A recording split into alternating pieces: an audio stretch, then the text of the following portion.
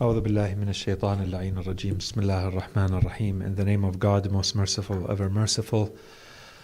And may God's peace and blessings be upon His holy Prophet Muhammad and the purified members of his household and progeny. Allahumma salli ala Muhammad wa ali Muhammad wa ajil farajahum. Respected sisters, dear brothers, Assalamu alaikum jami'an wa rahmatullahi wa barakatuh. And thank you for joining us once again after this extended absence, leave, interruption from our life series. We ask Allah subhanahu wa ta'ala to help us to continue with these lectures and lessons, inshaAllah. It might be worth mentioning very quickly what we covered and where we stopped, hatta we continue building on it. You will remember that we were discussing the role of the intellectual in the Islamic community of knowledge. And this comes as a result of a long series of topics that eventually led us here. This theme is the theme of reason and rationality and knowledge in Islam. And we are now past the 100 lectures.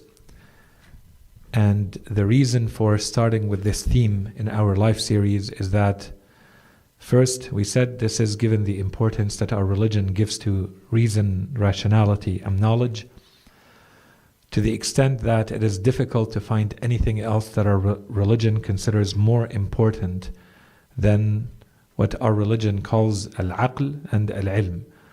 And in fact, when you look at it a little bit more closely, you see that this is because it is the foundation of belief. Our entire belief system requires to have the proper understanding, the proper knowledge, and to be able to assess right from wrong so that you can believe in it. And the second reason why we started with this topic or this theme is that we said in a lot of cases for many of us, we need to what I refer to as reformat or rewire ourselves Islamically, based on the teachings of the Holy Quran and the teachings of Ahlul Bayt alayhim as-salam.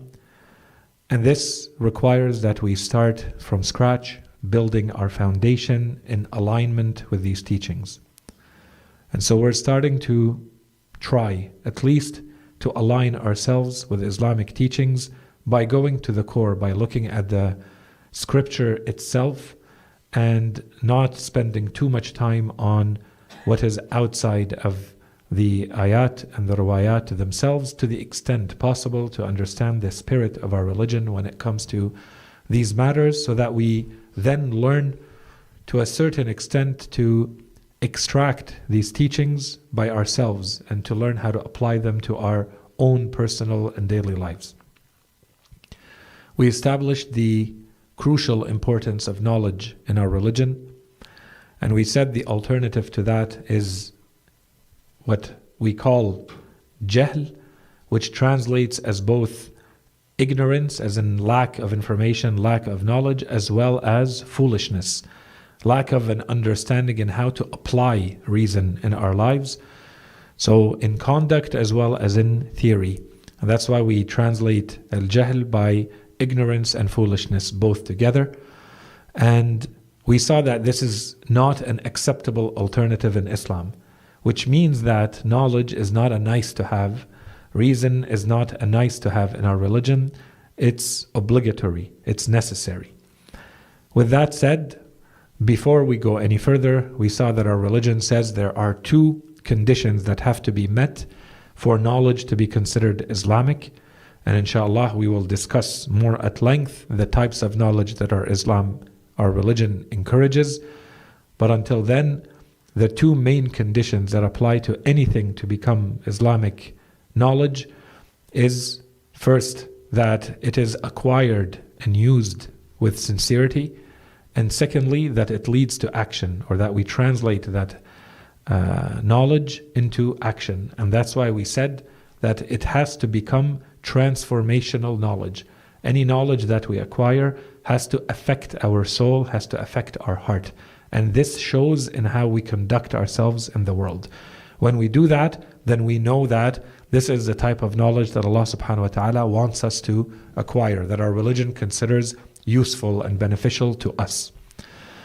With that out of the way, we have to get on our journey to acquire this knowledge, which makes of us learners and seekers of knowledge. So we spent a little bit of time understanding what it means to be a seeker of knowledge. And we said that as soon as we start seeking a certain amount of knowledge, we are now carrying a certain amount of knowledge, which makes us a alim, which we usually translate as a scholar. But that's not really what alim means. It simply means someone who carries a certain amount of knowledge. And this is relative. To the extent that you carry that knowledge, you are a alim, you are a knower, a knowledgeable person in that knowledge that you carry, which may be little or a lot.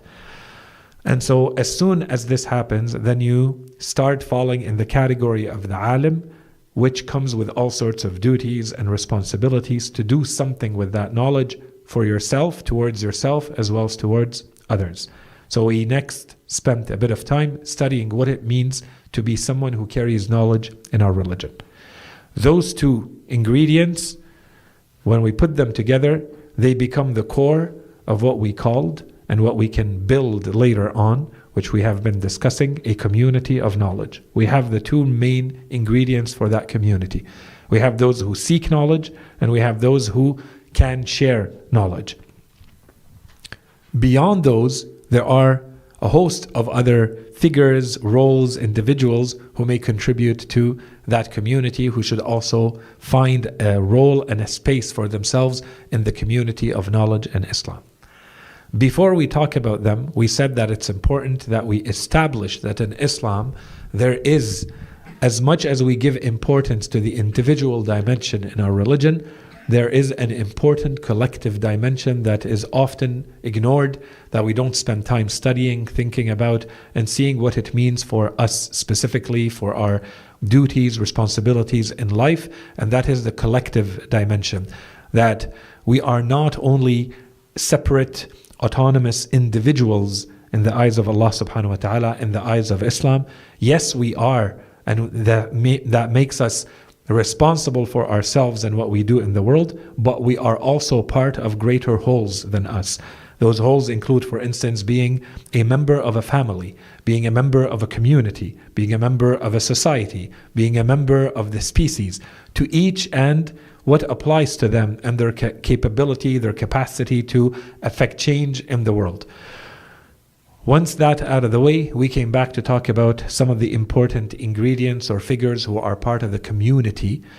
And we wanted to focus on, one, those that have been emphasized, insisted on in the Islamic literature, in the Islamic scriptures, in the Holy Quran and the teachings of Ahl al-Bayt, and the ones that are most relevant to our lives. If we want to build this community of knowledge, what does that mean? So this took us on the little bit of a journey to start talking about these figures. So in addition to the learner and to the teacher, we talked about, one, the role of everyone and how everyone fits into that community. Secondly, we talked about the importance of the youth and by extension all the way to children specifically. Thirdly, we talked about the importance of, and this is to rectify misunderstandings in some of our communities, the role of women in that community of knowledge and the roles that they can play. Fourthly, we talked about the importance of the family as a full unit, participating, contributing to, and being part of the community of knowledge. And finally, the intellectual. And this is the last one that we will look at as part of the community of knowledge before, inshallah, we come back to wrap it up. And we said the figure of the intellectual is a topic that, one, is very relevant to us living in the West today and living in this point in history. And this is because of a series of events that have taken place in the world, in the Western world, and then eventually in the Islamic world. And we explained what that meant for the Western world and why the Western world started to look at the figure of the intellectual before the Islamic world. They had a crisis. They had to deal with the Enlightenment and modernity and the new roles in society and where truth comes from, and therefore the role of these initially these elites, these educated elites who are supposed to be the intellectuals, and then how that notion opened up with time. And then we also saw that this trickled into the same discussion, trickled into the Islamic world and the Arab world, where they started to have to deal with the same issues with kind of a delayed effect, because the West had to deal with these revolutionary, social, religious, cultural transformations, political, economic, and all the rest, transformations that took place in their societies that eventually also affected the Arab world and the Islamic world. All of that said, it brought us to look at some of the main figures in the Western tradition who have looked at the question, to start to look at a few trends. And you'll remember that we said the main big three trends that we were focused on is how many of them focused on the power structures of society and the role of the intellectual in those power structures. Secondly, how many of them became, I'm going to say, either cynical, critical of the role of the intellectual in those societies and what that means, and that we shouldn't give them too much power or take what they say blindly, and so on and so forth. And then thirdly, we talked about how they gave importance to what extent an intellectual will be engaged or not engaged in the day-to-day political, economic, activist roles that they may play in their society. Do they stay neutral and distant from what's happening so that they remain a true intellectual, as some have said? Or is the true intellectual also someone who is committed morally with values and ethics that mean that they are going to be part of taking action and trying to change the world themselves based on what they believe and what they know? And we saw, both ends of the spectrum, so I don't want to repeat any of that. And then we went into what happened in the Islamic world. And we said we're talking about all of this because we think this is extremely important for our own communities. There are lessons to be learned from all of this. There are themes that still are very relevant to us. One, because we live in the West, and two, because we are Muslims living in the West, we are minorities living in the West, but contending with, struggling with, thinking about these same issues and these same questions now within our own communities. And depending on where we land in our thinking, it may force us to revisit how we structure our communities, how we think about all these roles, the roles that we play ourselves with our families, with our friends, within our communities. What does this all mean for us? This is the relevance piece of it. We said in the Islamic world and in the Arab world, and I mentioned the Arab worlds because this is where my focus has been.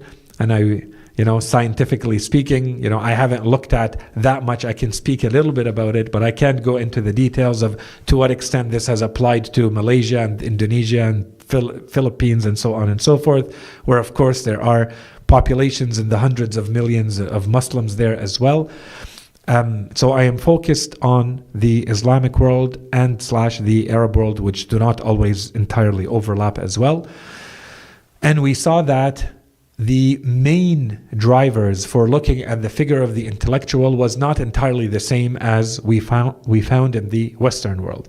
And the reason for that is because the Islamic world went through a very different set of developments, historical developments. In the Islamic world, there was never a clash between religion and the church, or religion and society, for instance, as we found, for instance, in the case of Christianity in the West, where that was initially determined, identified as being the culprit and the issue for a lot of the oppression and a lot of the issues in society, the oppression, the misery, the poverty, the injustice, all of that was now being linked back to religion, and that's why they had to get rid of it.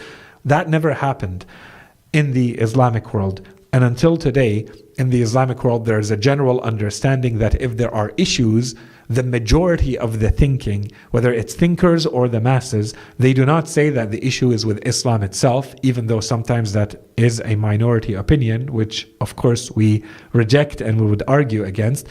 There is a very minority opinion that says that, but generally speaking, the crushing masses of the Islamic world they say that if there is anything wrong with the Islamic world, it's Muslims themselves, it's the societies themselves in not knowing how to apply religion. Then within that, you have those who say, what application of religion or which version of religion needs to be applied. But the general agreement is that we're not trying to get rid of Islam. We're trying to either say that Islam did not address all of these issues, therefore we have to look for answers elsewhere, or Islam addressed the issues, but it also gave us the tools to adapt it to the realities, or Islam addressed these issues and we just have to follow blindly whatever it did and history, and we have to recreate the world that Islam was initially revealed in and the initial Muslims, right? Like these are the extremes in the spectrum of how Muslims have reacted to what has been, they have been trying or struggling to resolve. Within all of that, and not to go into too much detail, so therefore we said there are some of the main thinkers, some of the main figures that we definitely need to know about all of this. The first one has to do with, right as with the advent of modernity and Islam wanting to deal with all of that, we have figures like Rifa' al-Tahtawi. I'm not going to go repeating everything that we mentioned there, but we see how there was a push towards a revolution or a revival or a rethinking and modernizing of education systems and the Arabic language, and to start to rethink what do we put in our curricula for our students in our countries so that we start to play catch up to the industrial, scientific, technological advances of the West where we have fallen behind, while at the same time giving importance to the Arabic language, one, and two, to Islamic values and teachings. This is generally speaking what we start seeing. And then with a specific focus on the role of the intellectual within that. So the intellectual has to be the one who plays a prominent role in pushing this, in making sure that it happens, in bringing the right type of knowledge, specialization, education, building those curricula, exposing the Islamic and Arab worlds to what is beyond, and being selective in what to bring in and what to not to bring in, and so on and so forth, in order to lead this social progress that is required. Then we talked about the figures of Jamal ad-Din al-Afghani and Muhammad Abbid and Rashid Rida and Sayid Qutb and the roles that they played. And we saw that there we see a very now deliberate, open attempt at revival of Islam. Now Islam is falling behind, not because there's anything wrong with the religion, but because Muslims do not know any longer how to apply this religion to day-to-day life. They have failed to have the right people in the right positions, and so they start criticizing the role of the imam, the cleric, being too focused on the tradition, not taking into consideration more modern types of knowledge that are required. They need to be more aware of what is happening in the political systems, the economic systems, what is happening in technology, and introduce that with that mind frame into religious Islamic teachings so that they are addressed. These are the realities of the world. You can't keep talking about things that happened 500 and 1,000 years ago. You have to talk about what is happening today. And they started to move towards the importance of mobilizing and bringing people together, hence the role of the intellectual, bringing people together around all of this. Jamal ad-Din al-Afghani pushed a lot with the idea of unity being led by these types of intellectuals, and reconciling Islam with the demands, with the requirements, the needs, the social needs of these types of societies that are political, that are social, issues of poverty, issues of human rights. These things need answers, resolutions at the core from Islamic thinking. We can't just follow blindly, and we cannot just rely on the traditional way of thinking to resolve these types of issues. So we talked about Jamal ad-Din al-Afghani in that way. And he said, so new types of scholars are required. Those are the scholars who are philosopher scholars because they have that open-mindedness and they are able to select and they have that wisdom. And we talked a little bit about this, and we said that we even find these types of ideas in some Western Paeda and others. We talked a little bit about it, that wisdom to know how to apply the right types of knowledge to the right issues in life. And we saw the same thing with even more, because while Jamal ad-Din al-Afghani is not known necessarily to be a major scholar of religion. Muhammad Abbid was. Muhammad Abbid was an Azhari scholar, and when he talks, he can talk on behalf of, or he is a good representative of scholars, and he says, our current scholars are not the ones that we need. We need to rethink how we train our scholars, our clergy, the members who represent our religion. We need to rethink the education system that goes into that, but beyond that as well, the entire education reform that is required. And this is where he opened the door to more rationalism being required. And I talked a little bit about this between him and his student, Rashid Rida, and what types of commentary or interpretations they wanted to push in Islam, just to change the general thinking and mindset of the Muslims in the Islamic world to move towards progress. We talked about Sayid Qutb. Sayid Qutb is probably the one who introduced the more systematic, with methodology approach to the revival of Islam. Agree with it or not, we're not, putting any judgments right now. We're just presenting things as they are. And so he talked a lot about this idea of the intellectual. He called them the tali'a, those who are at the forefront. They have to be educated in a deep, fundamental way in Islamic sciences as well as contemporary issues and present-day world. Okay, keep that in mind. Beyond that, they have to be the ones who are pushing for solutions to the contemporary social problems of the world. So the politics, the economics, the rights, social justice, and so on and so forth. And this, of course, requires a deep understanding of Islam and the world.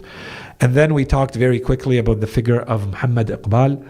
And for many until today, especially in that part of the world, but even beyond, people who study Muhammad Iqbal, he's considered the perfect example of this intellectual that we keep hearing about because of how successful and charismatic and influential he was in the different aspects of life. He was an accomplished poet and philosopher and eventually a politician, and who remained influential and who remained a beloved figure in his state. And so this is considered a very high degree of success for someone who is working and thinking from an entirely Islamic mindset. Okay, and so he was very influential in establishing this idea of having to reform Islamic societies in a way where we take Islam and we learn through ijtihad. This is what his focus was and his contributions were, through ijtihad, which goes way beyond just the legal aspect of religion, to all the other aspects of life. And he focused a lot on the spiritual dimension of Islam, those teachings that force the Muslims not to follow blindly whatever is being pushed from the parts of the world that we're supposed to be emulating or catching up to. It's not because that they are ahead of us industrially, technologically, scientifically, that we just take entirely everything else. And so this is where he was pushing for education reforms and knowledge acquisition while being well versed in Islamic teachings, while staying true to the core teachings of Islam. As we said, he put a lot of emphasis on the spiritual Sufi dimension of Islam, with the focus that this clergy cannot be only rational. Right? The philosopher cannot be the traditional philosopher who is only rational. There is a spiritual dimension in Islam that has to be very present. And of course, he's well known to be, very strong on the Sufi dimension too, Muhammad Iqbal. And you see that in his poetry and in his writings, in any case. And so, all of that to say, this is very much in line with what we were saying. And now we have a figure who's trying to put in application all of this. And I believe that we ended our discussion last time that we met with Malik bin Nabi. Malik bin Nabi being this very famous Algerian writer, philosopher, thinker, who, to me at least, seems to be very focused on the reasons that led to the fall of the Islamic civilization. So he talks a lot about the idea of civilization. What does it mean to be a civilization? What does it mean to fall as a civilization? And how to rise again? And in truth, This is also, if you read, about Ibn Khaldun, that he spends a lot of time on this idea too. And inshallah, we'll come to it later in the series when we talk about studying history and why do we study history and why Islam says to spend time and encourages the study of history. Okay, so he talks a little bit about this, and he says that we have become as a civilization, we have become bankrupt and we have become colonizable. It's like we are inviting others to colonize us. So what has led to this? What is this mind frame that we're in, the attitude that we have that makes us so colonizable? And so a lot of what he does is to analyze the mind, the mindset, and to try to identify the things that lead to this type of consequence or effect at the end, so that you are basically telling the one who already wants to dominate you, he's just looking for a weakness, he's looking for an opportunity to dominate you, to colonize you, to abuse or make use of you, to use you for their own purposes. You are inviting that, and as opposed to defending yourself and preparing yourself ahead, because you know that this is what they're trying to do, right? So he talks a lot about the ideas, for instance, of how easily we have fallen prey to the material progress that we have seen, that at the expense, and this is very interesting, where we see a trend starting to appear, a critique of an over-reliance on rationality. But this is because this is a dry, blind rationality. It's all about what reason says. But human beings are more than just reason. There's also a spiritual dimension. There's also an ethical dimension. There's also a human dimension. So we see a lot of that thinking start to appear. We already saw it in Muhammad Iqbal. We are going to see it here again. So I say this because this is in contrast to what we were seeing with people like Al-Afghani and people like Muhammad Abdu and Rashid Rida, where they were saying there's not enough rationality. We have too much superstition. We have too much myth. We have to get rid of that and cleanse our societies from that. And we're going to teach you how to do it. Now we have people like Malik ibn Nabi and others who are saying, no, we can't go too far in rationality. This is what the West did and where we disagree with them. Because at the, they did this at the expense of the heart. They did this at the expense of the soul. They did this at the expense of human dignity, right? So there's no more humanity in their thought. It's all about reason and what it leads to in a practical way, which is scientific progress, industrial progress, economic progress, but there's no human being in there. There's no spirituality in there. It's just dry rationality that does not lead to anything good if you remove the ethical dimension from it, which is what we saw in World War I and World War II. In any case, so he openly says, as I mentioned, the sovereignty of pure reason is the beginning of the decline of the Islamic civilization. The reason why Islamic civilization started to fall is because they blindly started to only look at rationality, dry, blind rationality, as opposed to including the ethical, spiritual dimension in everything that they do. And therefore the intellectuals must be the ones that lead a spiritual and cultural revival of the Islamic world. That's what we covered until now, very, very quickly. And so today, inshallah, we'll continue. I hope that we can finish the few names that I wanted to cover today. And I'll go quickly. If I'm going too fast, slow me down. There are a few names I think that we need, not necessarily because each one of them is bringing so much new, novel contributions, but because those names have become so influential in the Islamic world and in the Arab worlds. So we have to know who they are, and this is an opportunity to at least mention them so that at the end you can say, I know who these names are. I've heard these names before and I know why they're important, what they tried to do, and where they fall in this general mapping of the major thinkers who have tried to address this question that we are concerned with. What is the role of the intellectual? So the first name, and this is perhaps the most famous name of an intellectual philosopher in recent times in the Islamic world. I don't know if many of you have heard this name or not, but I assure you that he is the most influential, famous, popular name in the Islamic and Arab worlds especially. He's a Moroccan philosopher by the name of Muhammad Abbid al-Jabiri. So Muhammad Abbid al-Jabiri wrote a number of works. His background and specialization. He's a philosopher. He's specialized in the thought of Ibn Rushd. He spent a lot of time. There's a famous philosopher, Averroes, as they Latinize his name in the West, Ibn Rushd. He spent a lot of time, presenting Ibn Rushd and his thought to the rest of the world. So he became very popular, pushed through also, Western means and reasons that elevated his status even further. But in any case, he became very popular, and he presented theories that kind of spread a lot. If you know in depth, a lot of what I have been talking about and the names that I have been talking about, especially the ones that came before al-Jabari, you would know that the contributions of Jabari are limited. Okay, a lot of his main revolutionary major contributions are in fact ideas that were said before him by others, and in some cases, in a much more novel way. But he is the one credited with them. His version and his books and his works became the version that spread in the Arab world, in the Islamic world, and until today. Okay, and so it's important to know who he is and so on and so forth. He spent a lot of time analyzing, like others before him, that's why you see the trend, analyzing the Arab mentality and the Arab mind. And he wrote 4 books, major books, in which he presented all of this. And he's looking at the different dimensions of the Arab mind that has led to the state of the Arab world that we find today, and therefore what needs to be done to change this mentality, this mindset, so that we can reach a revival of the Islamic world.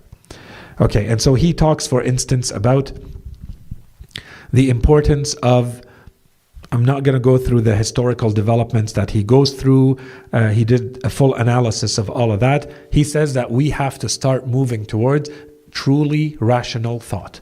So he falls in the category of those who think that, there is too much myth and superstition and irrational thought going on in the Islamic world and in the Arab world.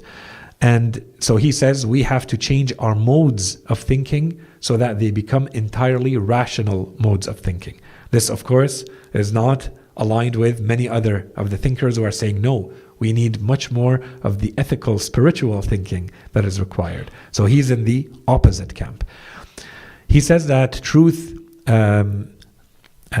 in the Islamic world is not always following the rational modes of thinking, and the intellectual is the one who has to perform this role of critiquing and deconstructing the mind and identifying where there is a lack of rationality and replacing it with rationality. So this is where he starts to talk about the role of the intellectual. The intellectual is the one who's going to help their society get rid of the irrational in that world.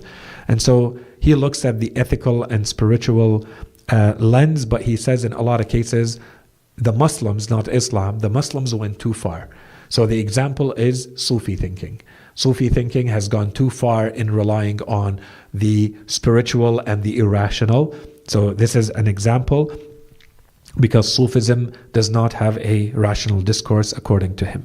He has a full attack on the Arabic language and how it is taught, because he says that there is an over-reliance on poetry, and poetry is full of symbols and imagery and metaphors and so on and so forth, all means, mechanisms, instruments that take you away from reality and bring you in a fictional, imaginary world where you're no longer dealing with the concrete and the tangible. You're dealing with, an open mental universe. And this is not good for a society. This is not good for a culture that is trying to rise in the real world. You have to focus on things that are real, not things that are imaginary and only relying on metaphors and symbols and myths and so on and so forth. He talks about the importance of addressing head-on that in our Islamic societies, he's of course talking about the Middle East and in those areas, there is a full stagnation. And the reason for that is that there is a lack of challenge of the tradition. Whatever is inherited from the past is considered sacred, or almost. And so because it comes to us from those who came before, we respect it. Because it comes from our fathers and forefathers and ancestors, we consider it holy. That cannot be touched.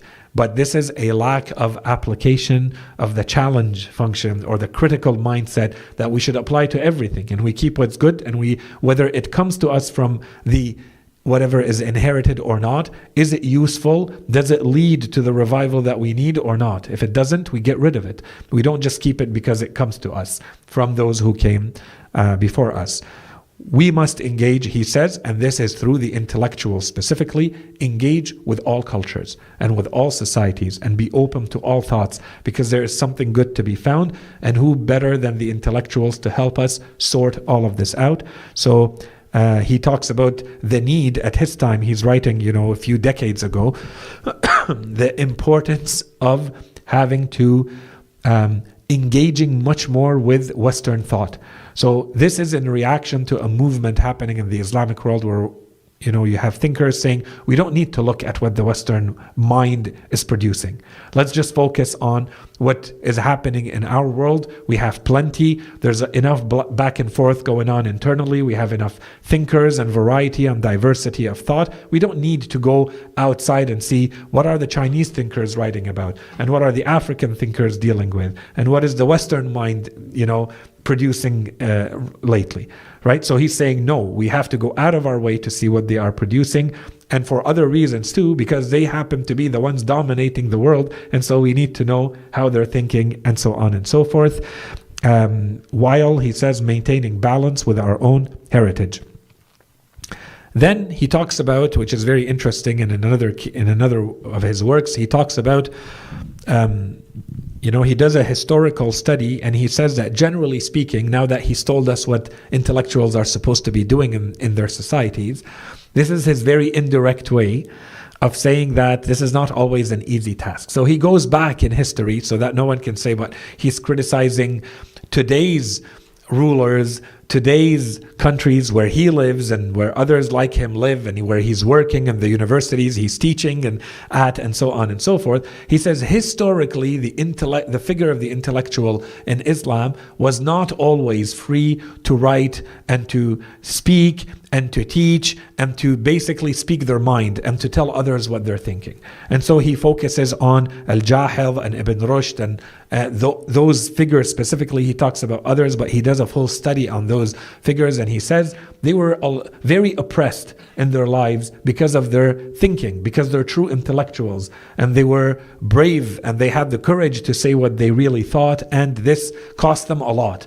And this is something that we have to get rid of as Islamic societies and Arab societies if we truly want to evolve and to see a revival in our communities and in our societies.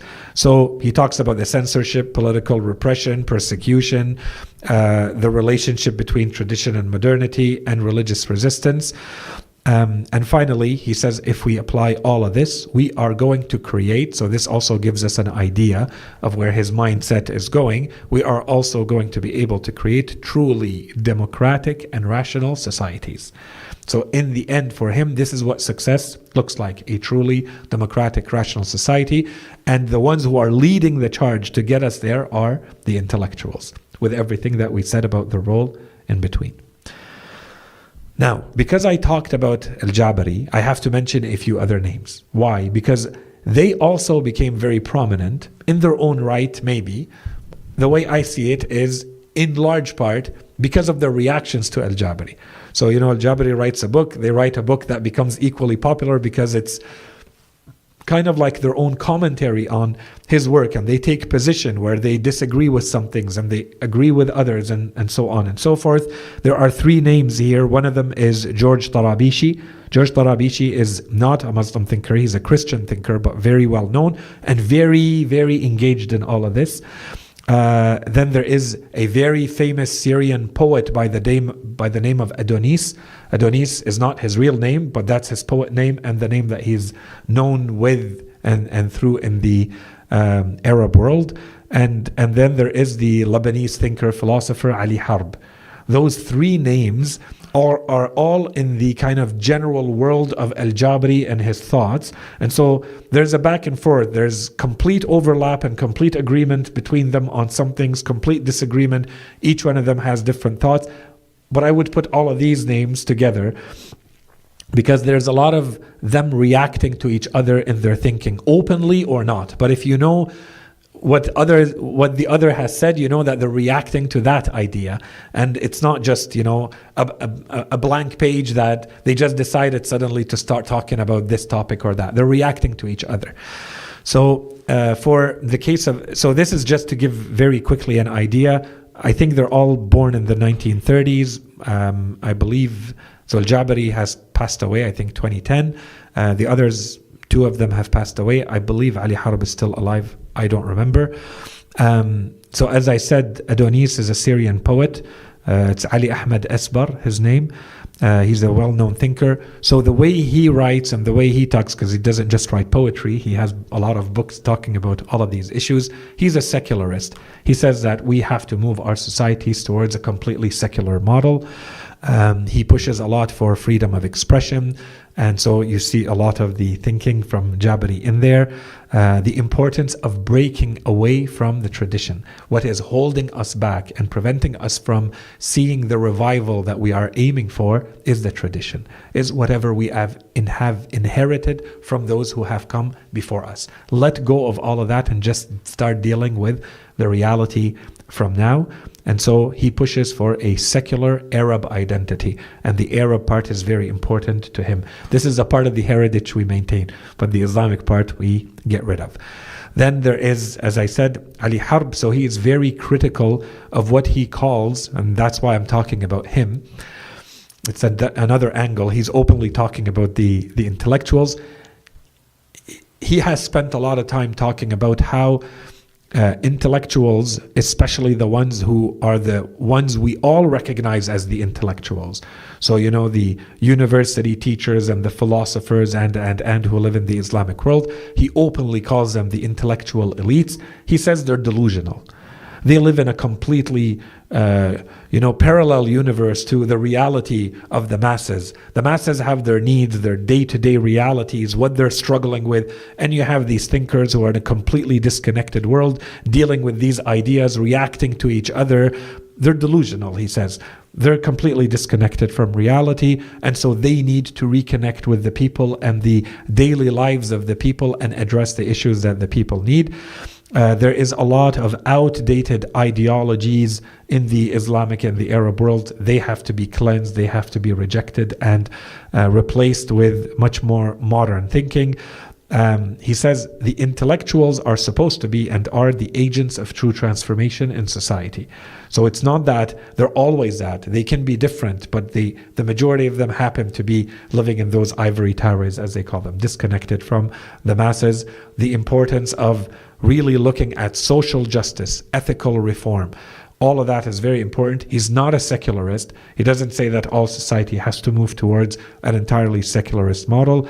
So he openly calls for an integration of modern values with authentic and true and foundational Islamic teachings. And that's the core here. We have to first get rid of what is non-Islamic, not authentically Islamic. Once we have that, then we can combine it with what is modern, and we will have what we need for our societies. He wrote extensively on this issue. Again, a lot of it is in reaction to al-Jabari. He was very critical of intellectuals. As I said, he says they're disconnected from reality. They have very abstract thinking, and they have a stagnation of thought. They're stuck. They can't move beyond certain issues. And in part, he says this is the effect of colonialism.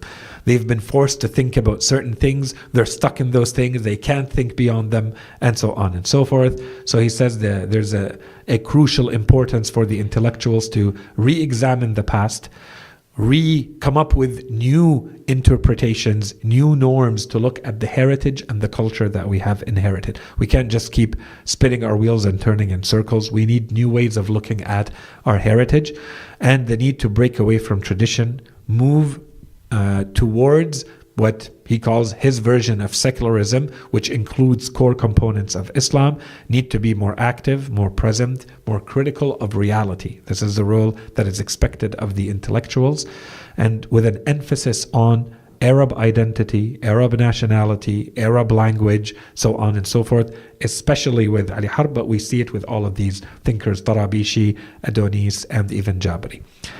Okay, that was one lump of thinkers that go together. I think I had two more names that I really wanted to cover today, and then I'm going to leave the rest to another time so that it's not too much. The next two names that I wanted to cover, I think they deserve their own discussion, so I'm not lumping them with al-Jabari, even though there is definitely a lot of reaction to the works of Jabari.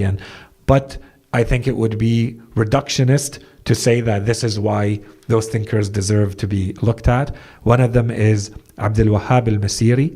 So he is a major Egyptian academic, and I'll talk a little bit about his thoughts and his contributions.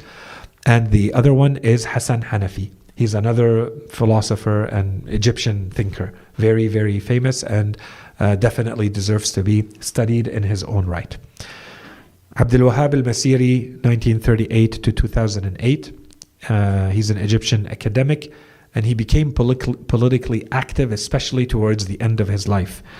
And so, if you can see, he's dying in 2008. So we're starting to see what's happening in the Arab world, and he's starting to take a political stance, and he starts to be much more active. Just to link it to the idea of the engaged or disengaged, thinker and intellectual, he is definitely the type who is very politically active, and we see a lot of that in his life.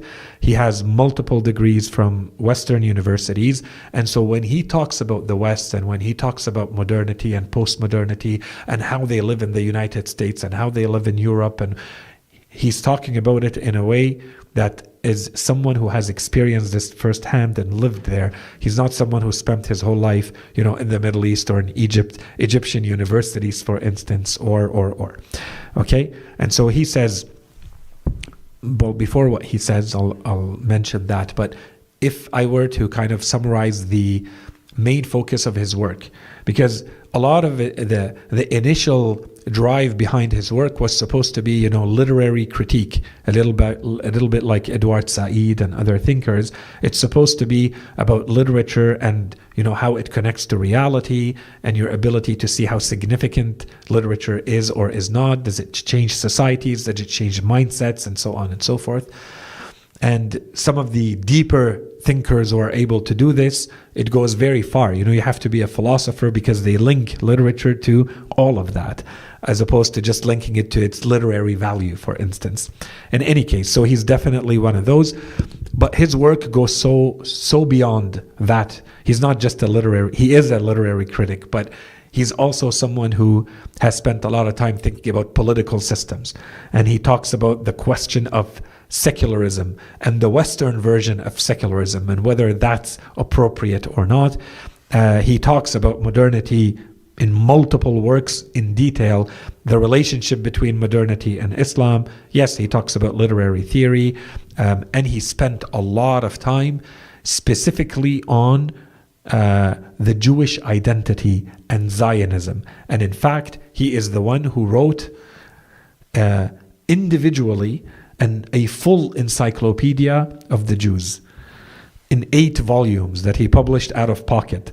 Okay, that's a whole discussion and maybe a lecture for another day about that work and what it meant, because it's an extremely extensive, detailed, meticulously researched piece of work in 8 large volumes in which he goes through every dimension and every aspect of not only the religion, because he's not presenting a work of analysis of the Jewish religion. He's more focused on the relationship between Judaism and Zionism and the reality that they are now facing as Egyptians, as Palestinians, and so on and so forth when he was writing. And if I were to condense all of that very quickly and shortly, he's basically putting a lens, which was new for that type of world to read in this way. He's putting a lens of colonialism to the Zionist project. That this is European colonialism happening, but the form of it looks different in appearance, the Zionism, but in reality, here you were fighting what you were fighting because it was European colonialism and domination, right? This is happening again. It's just taking a different form, and it's more sophisticated, it's more elaborate, it has a different history, and so on and so forth. In any case, that's a completely different discussion, but the linkages that he makes with Western imperialism as a project and how it's being applied through Zionism is very interesting, especially for when it was published and how he was writing about it. You see that he was well ahead of his time in the way that he was talking about all of this. He talks about how intellectuals are the ones in society who are supposed to be able to recognize different worldviews, different ethical systems, and to contemplate them and analyze them and see what is common to them and what is different between them. He has a detailed critique of Western materialism, and he talks about how, for instance, in the West, they have completely, achieved a complete lack of meaning. They have reached the point where their lives, or as a society, there is a complete lack of meaning. Everything associated with what is postmodern. Why did postmodernity happen after modernity? Inshallah, in the future, we'll talk more about postmodernity. So basically, it's also a critique of modernity, but even more to what happened after modernity and the crisis of modernity that led to post-modernity and all of that. So, as we said, a full detailed critique of this Western way of living. And he says Islam protects and preserves the true nature of the human being, the dignity of the human being, the humanity of the human being. And this is what we would lose if we start moving blindly by accepting the values that are non-Islamic. All of this will be out the window, and the proof is this is what has happened to Western societies too. And so he has a lot of focus in the way he writes about ethics and morality and how this is the core of Islam. The core of Islam is not the fiqh. The core of Islam is the ethics, morality, human dignity part of Islam and teachings of Islam. And we would lose that if we blindly start to follow where the West has gone. And so he says in the West there's a complete lack of ethical, spiritual, communal values. In Islam we find values of brotherhood, values of community. You sacrifice for your community, you sacrifice for your family, you sacrifice for a brother or a sister who are not a brother or a sister. They just happen to share, if you want to take it the minimal, they just happen to share your faith. If you want to take the maximum version of it, the Imam Ali version of it, this is someone who is just like you in creation. They're a human being like you. You're supposed to sacrifice for them, right? So in any case, the dignity of the human being, he calls it the centrality. Like he says, I'm going to build my whole theory, everything that I present, at the center of it is the human being. And that, he says, this is not me. This is what Islam says. It's the true version of the human being. And anything that removes that dignity of the human being, as we find in the West, he says, where the human being has been translated into a price, translated into economic terms, translated into a commodity to be used for other purposes. The human is not an end in itself. The human is a means to other ends. That's how human beings are used, and he gives a lot of examples. I don't want to spend too much time on it, where the human being, he says, has become subordinate to the technology, to the economic development, and to other things. And so, therefore, the role of the intellectual has to be to expose the risks and the dangers of going in that wrong direction and not keeping the core teachings and values of Islam, and to resist and to influence. And this is where he is openly saying that the intellectual has a very activist aspect to the role that they play. They are definitely engaged, and this is what we see in his own life too, as I said, and to bring new and real solutions. For instance, so he presents the idea of the partial secularism. He says that we have to move towards secularism because this is required in today's world, but it's partial. It's not the secularism that we find in other societies that he calls total secularism, where there's absolutely no place for religion. There is a place for religion, but we have to determine where that is, where we absolutely need religion in those spaces in public life, and where we can just let people live. And finally, he talks about the need for an authentic modernization. So authentic means Islamic, that it is rooted in Islamic teachings. That's the type of modernization that is required. It's not just blindly following the model that we found in the West, because it will lead us to undesirable consequences. So that's, in short, in a few minutes, you have a crash overview of Al-Messiri. Otherwise, you could spend a lifetime reading his works. Hassan Hanafi, the last, I think, thinker that I wanted to talk about today. I'll mention very quickly Taha Abdul Rahman. We'll see how much time we have. So Hassan Hanafi, 1935 to 2021. He just passed away. He's an academic. He was a professor at universities. He's someone who has written extensively. I consider him one of those, just like Al-Messiri, they're machines in the prolific nature of their writing and how many books they have produced. So he has focused a lot on social issues, human rights, the need for a cultural revival, and the importance of a dialogue between Islam and the West. So with that said, generally speaking, and just from what I just mentioned, he's considered leftist. So a leftist as in, I can't say that he's, a Marxist communist, but there's a tendency in his works to go in that direction, right? So it's kind of socialist thinking, right? It's all about the community and all about the human rights and non-alienation of humans. A lot of thinking and a lot of borrowing from these notions that came from communist, Marxist, socialist thinking. Okay, so that's one. Very important for him to empower the masses through social justice. So again, this is socialist thinking, this is, communist thinking, but important. And of course, he presents it as, in his earlier works, less Islamic, but in later works, the way he presents this is what Islam says, not what Marx says, for instance. Okay, so this is important to keep in mind. And by the way, when we'll talk about,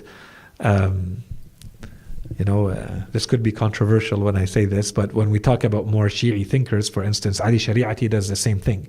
And there's definitely a socialist Marxist tendency to the way he writes, and you can see the influence very directly if you know the works. You know where the ideas come from, but he is able to translate that into Islamic imagery and Islamic tropes or figures, or that's why he talks about Abu Dharr, he talks about Imam al-Husayni, but the content of it, you can see where the analogies are being drawn. In any case, so Hassan Hanafi definitely has a full critique of the West in a different way than Al-Messiri, but definitely a full critique of the West as well. And what he proposes, I think, is one of the most powerful and very, very strategic approaches, rarely seen in the way that people who address these types of issues is, you can attack the West head on, and a lot have done that. They, as I just said, for instance, with Al-Messiri, they like this, they like that, this is an issue, we can't just blindly follow them, it's the end. Hassan Hanafi didn't do that. When he attacked the so what is, what do we do? What's the so what? So you have a critique and you think that this doesn't work and it doesn't align with us. So he says, first, we have a duty to resist Orientalism. And Orientalism, he says, is the way the West has looked at us. This is the same thing, by the way, as Edward Sayid does in Orientalism, his very famous work called Orientalism. So he says, so Orientalism is a specialization that appeared in Europe for people who are studying the Orient. And with time, they started to specialize, especially in the Middle East and Islam. They romanticize, they distort, they create their own version of who you're supposed to be and how you react. All the way to like the most recent versions, if you want to read the literature, the most recent versions of Orientalism would be that, you're a Muslim, therefore you're a terrorist. Okay, that's Orientalism. They've imposed an idea of you, and you may or may not have anything to do with it. They've decided who you are, how you behave. They know how you think and how you eat and how you dress and what you believe and why you do what you do. No one has asked you anything. No one has really studied you. They've decided. You have a full literature, you have a full, set of scholars and philosophers, and you would say, like, this is the spectrum of what we believe. They'll take someone marginal here and they'll say, Islam believes this because so-and-so wrote that. And you might say, okay, but that thinker that you just mentioned, no one in the Islamic world knows who they are. He's a no-name. Unless you're a specialist in that guy is not representative of Islamic thought. But there's a PhD thesis that appeared somewhere that says, this is what Islam believes. This is Orientalism. This is what studying Orientalism has exposed. And you see the work of Edward Said is focused on this. If you have the patience to read it, I definitely encourage it. With all of its shortcomings, this was a revolutionary work when it appeared because, as I've talked about Edward Said in the past, he's a Palestinian American thinker. He's born, raised entirely American, but his origin is Palestinian. He's Christian thinker, Edward Said, but he was focused on this, and he was a literary critic. So a lot of his work and a lot of his analysis is through literature. He's looking at literary works. But that's exactly what you need to show that this is what has become the general culture in the West. This is representative of the general culture in the West. And that's exactly what he did. And it became revolutionary when it was published years ago. In any case, so he says the importance of resisting Orientalism. So how do I resist Orientalism? There's different ways, different things that we can do this. To me, the most interesting thing that Hassan Hanafi has done is to propose an entirely new discipline. He's like, just like they have Orientalism, we, the Orient, need to create Occidentalism. And we need to start studying the West in the way they are studying us. We need to start understanding what is this mentality that has generated this? What is the mindset and the frame and the attitude and the heritage and the tradition that has led to what we're seeing? Stop accepting to be, the specimen put in a lab that's being looked at and you just can have to wait. They dominate and they use you as a specimen, they analyze you and they decide for you what you are, and do that to them. You put them in the lab and you start observing them and analyzing them and telling them, by the way, everything that you consider to be the standard and the norm, there are other ways to look at it. And suddenly that which you consider to be the standard, the truth, the right, the good, the beautiful, whatever you think it is the standard, is actually not the standard. And there are different ways to completely deconstruct and destroy these arguments. And we will show you how, with an entire discipline, with specialists and tools, epistemic tools, knowledge tools, disciplinary tools, and specialization, we are going to do that. And today, by the way, there is now a field in the Islamic world, in the Arab world, very well known, just like there is al-istishraq, which is Orientalism. So when you say this is a mustashriq, he's an Orientalist. It's someone who has studied Islam. For instance, those who have studied the Quran over time and they say the Quran is just borrowing from the scriptures of the Jews and the Christians, or the terminology of Islam actually comes from the Syriac language, it's not purely Arabic, or these are all Orientalists. That's why you read their books. It's called Shubuhat al-Mustashriqin. The questions or the attacks of the Orientalists. Okay, so now there is ilm al-istighrab. Just like there is istishraq, Orientalism, there is now Occidentalism. We are going to study the West just like they study us. And we're going to study their mindset and their attitude and their, heritage and their tradition that has led to what they are. Okay, so ilm al-istighrab, it became a whole thing. And so he says it's time for us to reverse the lens and to start studying the West as a culture, studying the West as a thought form from a non-Western lens, not to use their own tools. We have to come up with our own tools. Stop being Eurocentric. Eurocentric is, Europe is the center of the world or the center of your thinking. Don't be Eurocentric. So create multipolar thinking, as they would say today, right? So from an Islamic lens, we have to look at the West. Muslims have an incredibly rich, diverse history, experience, and thinking. That's one. Just because of our diversity, just because of the heritage, the diversity, the depth, the seriousness of Islamic history, we should have so much that helps us to do this exercise. That by itself is just based on Islamic society. He says, and in addition to that, Islam itself is full of these notions and these tools that allow us to study the West. So whether you look at it from a religious perspective, say like, this is what the Quran has given us in terms of tools, this is what the Hadith have given us in terms of tools, disciplinary tools, that's one way to look at it. The other way is to look at it from just looking at the general thinkers we have produced, the general types of philosophies that have emerged in the Islamic world, the incredible depth of it, the incredible variety of it. All of this puts us in a very good position to perform all of this. And he says an analysis of their ideology, of the Western ideology, is required. An analysis of their values, of their worldview, of their philosophy, of their politics, of their economy. All of this is part of Occidentalism. And therefore, we understand how they have influenced the world at a global stage and how they have dominated the world at a global stage. That's what he wants to get to. So it's very practical. And he says the conclusion of that will make it very clear that whatever they are, it is certainly not universal. This is certainly not the only way to live. There are other ways to see the world, other ways to have ideologies and values and philosophies. This is certainly not the only way, and perhaps it's not so pretty after all. Perhaps their version of the world and how to live is perhaps not as pretty as we are led to believe or it is presented to us.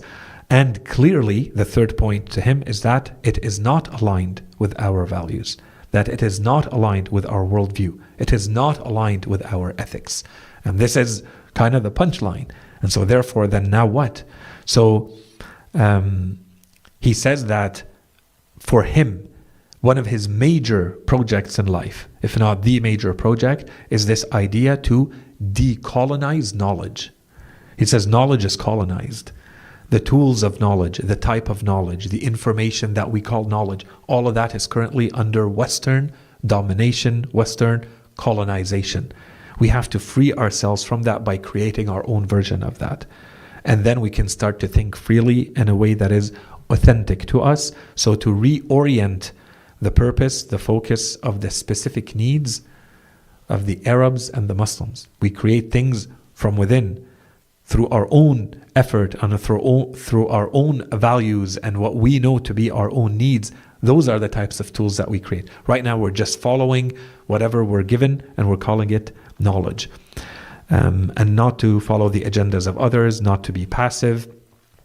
And everything that is presented as being universally good, to really think about it and say, is it universally good or is it serving a specific purpose? Is it truly beneficial to all? Therefore, he says to reconstruct the ways of thinking that are Islamic and to create knowledge that is Islamic plus modern, both together. Yes, we need something modern, but it can only come from within Islam and without Western domination. So he says openly again and again in his works, I'm not rejecting modernity. Those things that are beneficial in it, we want to adopt. Those things that are harmful, we want to reject. And in a way that always aligns with our own Islamic values and tradition. In the same line of all of this, we have other thinkers. I'm not going to go into too much detail because it's kind of in the same line and we would need a lecture or more to explain how he differs. But Taha Abdel Rahman, most recently, he's the Moroccan philosopher right now who is, front and center on the philosophical stage, Islamically speaking, who is taking a lot of these thoughts and pushing them with a lot of philosophical sophistication and specialization and building a whole project around the idea of Islamic modernity. But again, in his mindset, it's whatever we create has to be authentically Islamic, deeply rooted in Islamic heritage, ethics, spirituality, but also modern.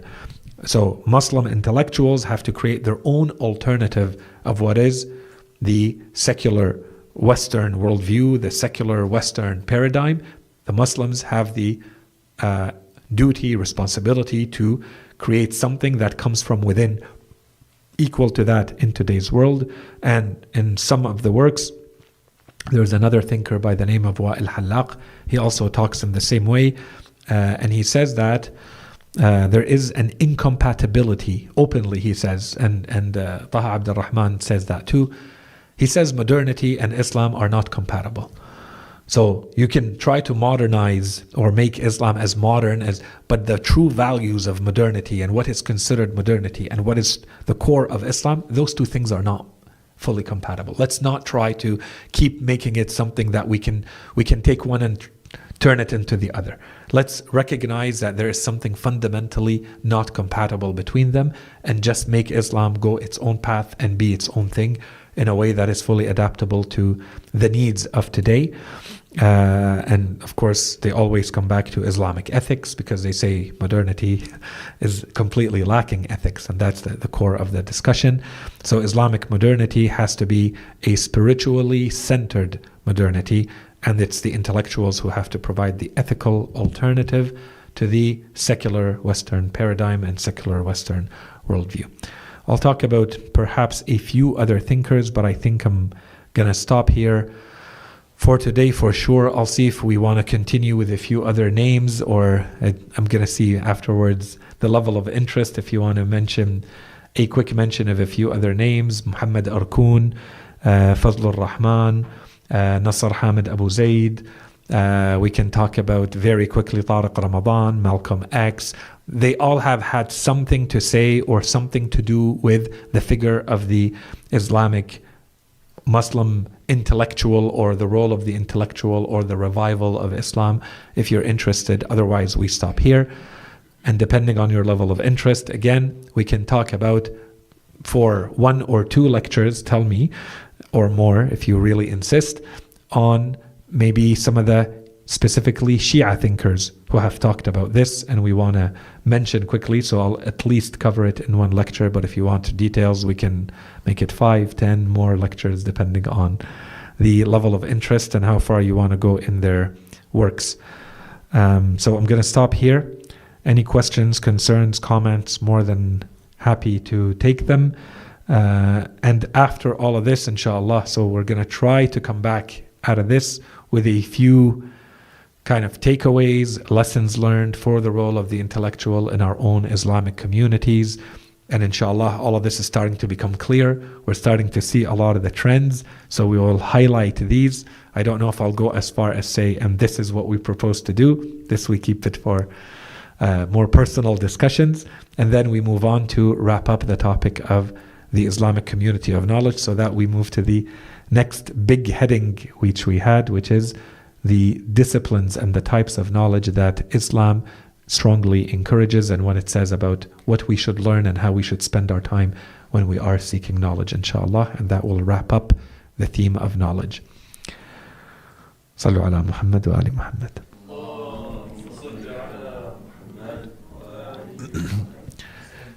Wa antum wa asma'akum. Questions, concerns? Tafaddalu. The last couple of thinkers talk about creating authentically Islamic knowledge but modern, but they also say that Islam is not compatible with modernity as we know it. So what's their notion of modernity? Is it just taking Islam and reanalyzing it, updating it, creating something perhaps for our world, or how would they make Islamic and modern knowledge? Yeah, so the question is, many of the thinkers have proposed on the one hand to make Islam modern, to modernize Islam, but a few of them have also openly said that Islam and modernity are not fully compatible. To be honest with you, for some of them, if you were to look at different works, you see that one way, the cheap way, the easy way is to say they're contradicting each other. The more sophisticated way is to say that clearly their thinking has evolved.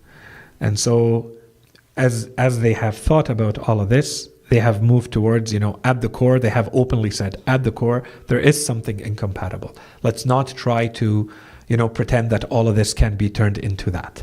That would be taking it too far. But I think a lot of these thinkers, they kind of all agree, even the ones from the beginning when we were talking about Tahtawi in the early 1800s until now, they're all kind of saying the same thing in a way, if you don't want to be too technical about it. They're all kind of saying that we have to take some things and we have to let go of some things. We have to reject some things. There are things that are compatible with Islam.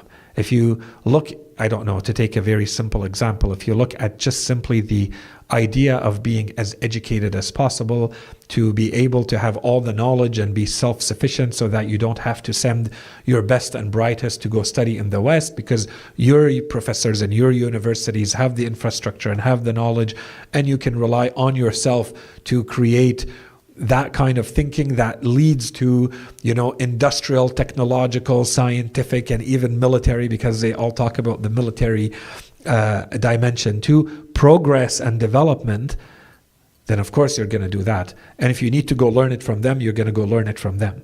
So they all agree on this. The question is then to what extent the rest applies. Because modernity, or what it looks like today, which is way past modernity, but I'm trying to keep it simple and not confuse things by adding post-modernity in the discussion, is much more than just scientific progress. It's a whole culture and it's a whole worldview, right? Today, what is a human being and how is a human being supposed to live, and what's the relationship between that human being and other human beings, with the family, with the community, with society, with God, with nature, with all of that, right? So this is where I think they say this is where we draw the line. We have nothing to learn there. We know what we're supposed to be doing, and if we don't know, we need to find the answers internally. The more of these thinkers you look at, the more you see that they kind of, most of them, I mentioned a few exceptions, but I'm intentionally doing that to show you that the majority of them, they kind of agree.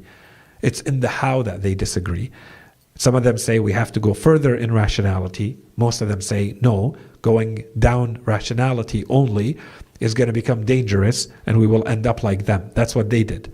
And that's part of the reason why they ended up where they ended up. That's how they got rid of the ethical dimension, the human dignity dimension.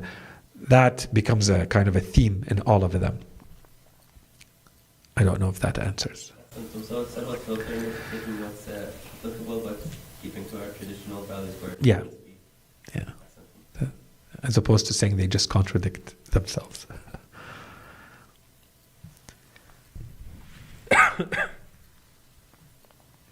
تفضل. I was wondering, in terms of, because like obviously most of these thinkers, or all of these thinkers, are combating a problem that they're seeing, and significant downfall because of modernity and post-modernity that enlightened a certain part of the world and used it to dominate the other. Is there, and I would think so, but is there a power in for the collective mass to have a general understanding of or like coining or branding or having a very concrete idea of these past 2-3 centuries being centuries of regression or at least being behind? And like, because we talk, for the most part, we talk about, but we have the golden age, but we have the golden age. Yes, that's important. It's very important to our history and part of the aspects of pride for us to keep looking forward. But there is a strength, I feel like, in recognizing that, okay, but right now we are in, because like I'm seeing, when I see like China, for instance, they coined the 19th century as the century of humiliation, and to them, it's a very well known or like a generally known term, the century of humiliation, and from that we have to look at that as what it is, and then we can turn the chapter and move forward.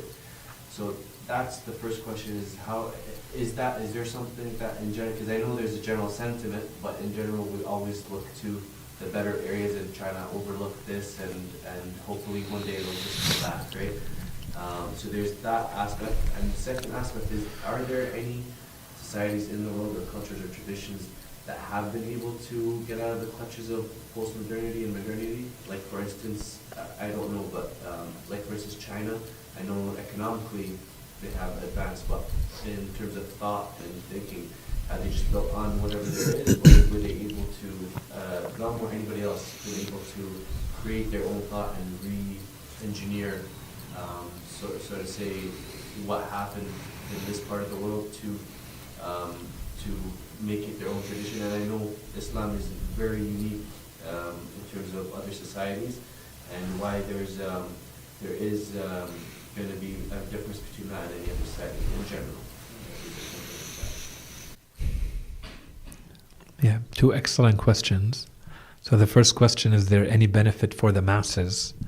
You said to kind of recognize that the past maybe up to 3 centuries have been decline in the Islamic world. The second question has to do with societies being able to overcome and modernize, revive themselves and modernize themselves, and to what extent, they've been able to kind of free themselves from the Western paradigm. I think that's how I understand both questions. So the first question is with regards to the recognition that the past few centuries have not been very good. In short, I think that is of primordial importance, but it is not to everyone's advantage to do that. And there are many who would be very disadvantaged if we focus too much on what led to that and what has happened since. Because the structures that have been put in place, in many cases, have been put in place since then, and they are still there today. And those structures were created so that that state of decline does not change, because that is exactly what is required to serve, the colonial powers. So instead of colonizing you themselves, they will colonize you indirectly through the structures they've put in place. And you will be happily colonized that way, as opposed to unhappily colonized if they were to come themselves physically to colonize you. Right? So there are still very clear structures in place today, power structures, political structures, economic structures across the Islamic world. And the more you go against that, the more the whole world turns against you, the world that is dominated by this type of worldview and that type of thinking. So you become isolated and unable to exist, or almost not able to exist in that world environment. Okay, so for the masses, sure, but who's going to get that to the masses, and who's not going to prevent that from being communicated to the masses, right? So, if you have the freedom to do so, of course, and I think this definitely needs to be part of the normal education of every Muslim in the world, to understand what has happened to the Islamic world. What did it look like? What happened? We're not saying that it was paradise on earth, but it was certainly in a better state than what we have seen the last 3 centuries. So what happened suddenly, and what led to that? And there were awful things. But I don't think that we can lump everything together, because the traditional version is also awful. To say that there was a golden age of Islam is also awful. It's a golden age when compared to the dark ages of Europe and what they were doing in Europe at that time. Yes, that is a golden age. And depending on what you want to look at, if you want to look at what were the Muslim thinkers, what were the Muslim philosophers, what were the Muslim physicians working on, when Islam was 2 centuries, 1 century and 2 centuries and 3 centuries old versus what was happening in the rest of the world, yes, 100% that's a golden age. Islam was 8 centuries ahead of the rest of the world in a lot of things. What just happened? But that's a problem too. If you go too far in that, they don't go to the cause. The Arabs were living as nomads and savages in the middle of nowhere. And then 100 years later, they have scientists who are 800 years ahead of the rest of the world when it comes to the physics of looking through a lens and how the light reflects inside a lens, or doing anatomy and understanding the chemical effects of plants inside the body. which the West started to look at 800 years later. For 800 years, Ibn Sina's canon, al-Qanun, in medicine, was used as the curriculum, the textbook in all medicine and pharmacology in the West for 8 centuries. How come? What happened in the Islamic world that suddenly you're so ahead of the world? That part no one talks about. Because it forces you to go back to say, well, clearly the revolution was Islam. Was this man, Muhammad himself, and whatever he did to the Arabs has the potential to change the world at that rate and in that way if people actually believe in what he brought to them and they embrace it and they move on it. But if you have a secularist mentality and say it's all about science and progress and rationality, well, that you're not interested in that part. You're just interested in, no, they were rational thinkers who were pushing and there was a scientific culture and there was investments from the country. But that's not what led to it. A century before, none of that was happening. Usually this doesn't happen overnight. There's something revolutionary here. There's something that doesn't match any laws of society or progress or so on and so forth. So this is a piece that, like, if it's presented, it needs to be presented properly. But once presented, I think, of course, today, to be an aware Muslim, you need to understand that heritage of Islam, the heritage of where you come from, at what has happened to you objectively, in a neutral way, in a way that recognizes, here are our shortcomings. Here's where we fell short. Here's where we made mistakes. Here's what we need to change so that this doesn't keep happening, that we get ourselves out of it. Otherwise, this is never going to go away and it's just going to keep getting worse. Right? Like that's the reason why we're supposed to study history, or even supposed to study our reality. The Holy Quran is so clear when it criticizes the Muslims. They just went through a war with the Holy Prophet and they betrayed the Prophet and they lost miserably, and that's not enough. No, the Quran comes with a whole set of verses to remind them, here's how you made the mistake and here's how you didn't obey and this is the consequence of why. That's it. There's a clear lesson here. Study it so that this never happens again. This is textbook. There's a pattern. You learn from it, you can move on. We don't want to see the same mistakes again. The only way to do that is to objectively say, this is the reality that we are in. 3 centuries of this, this was the natural conclusion and consequence of what was there before. The complete failures of the Uthmaniyin, the complete failures of the Ottoman Empire. But today people still talk about it as though it was, the Khilafah. And that's the only way that we can live as, come on. Like, it was a completely miserable, failed type of state. And today, if we want to look at it neutrally, you'd say that their only obsession was to expand their geographical lands at the expense of every citizen and every ethnicity and every culture that lived in an incredibly large state already. They just want obsessively and for no reason to keep expanding. And so they were taking from those who have a bit more at the expense of those who have nothing, and forcing everyone to go and fight wars that they were just losing one after the other. Stay put, better manage your people, better manage your resources, create education systems, allow your own citizenry to become more educated, more prepared, more religious. But you wouldn't have ended where you ended. But you had no state. It was just in name. You still had something called the Ottoman Empire. In any case, now we're going on a rant. The second question had to do with, have there been any states that have been able to modernize themselves and pull themselves out? There is something that happened a few years ago, and I don't want this to be turned into what it is today, because when it started, that's exactly what they were trying to do. It started with BRICS.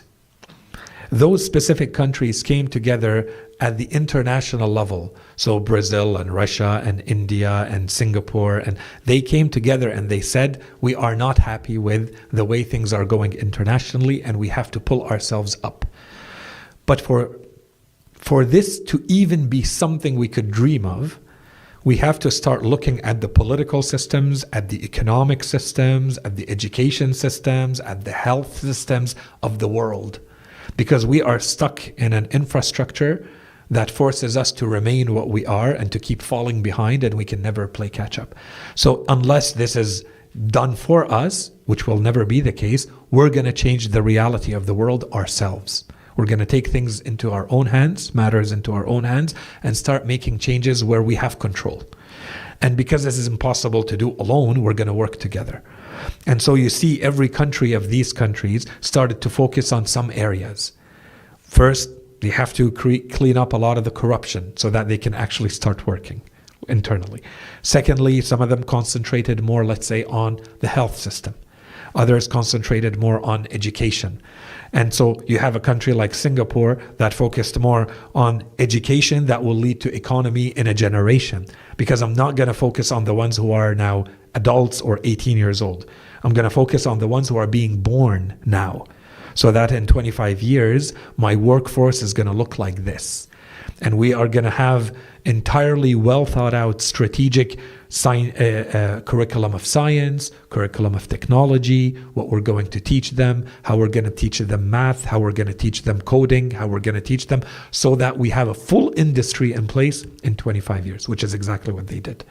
Suddenly Singapore becomes a country that everybody has to talk about and partner with, and it wasn't the case.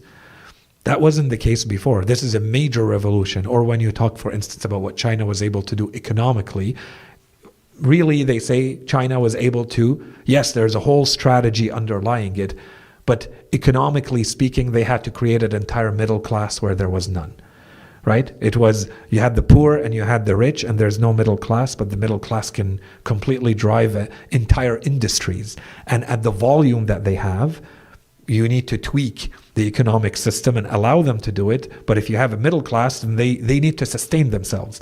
And you need to take them out of the farms, because they're just sustaining themselves and their family. We want them to do things that sustain the entire country and participate in the world economy. Is this good? I'm not saying it's good. I'm just saying this. There was a plan and they moved towards it and they accomplished it. The same thing with other countries. I'm not saying none of these are success stories in the absolute, but for the specific things that they identified for themselves as goals, yes, they modernized completely. But modernity is so much more than that.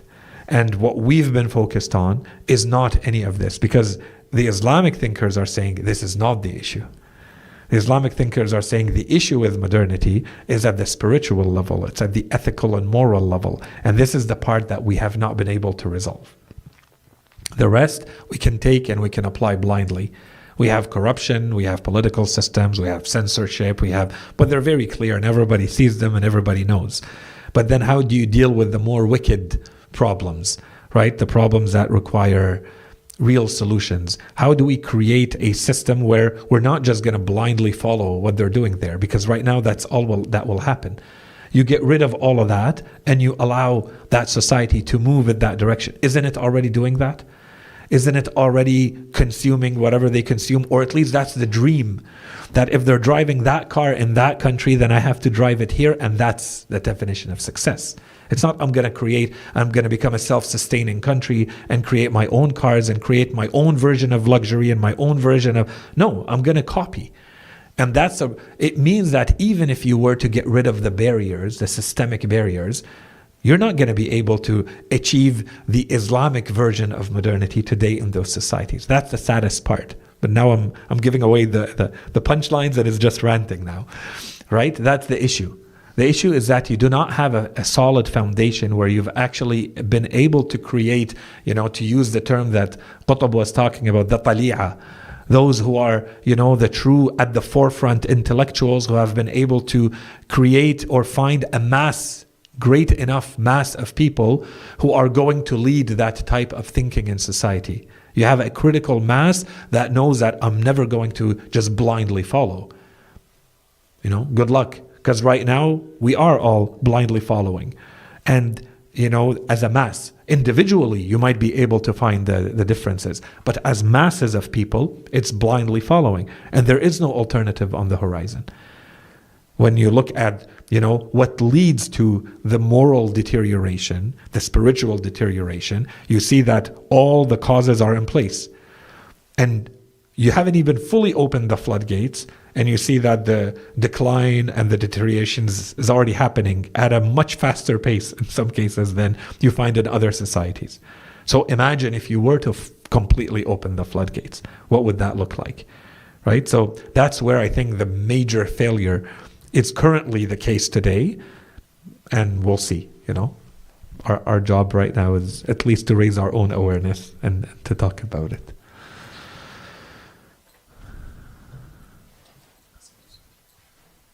We stop here?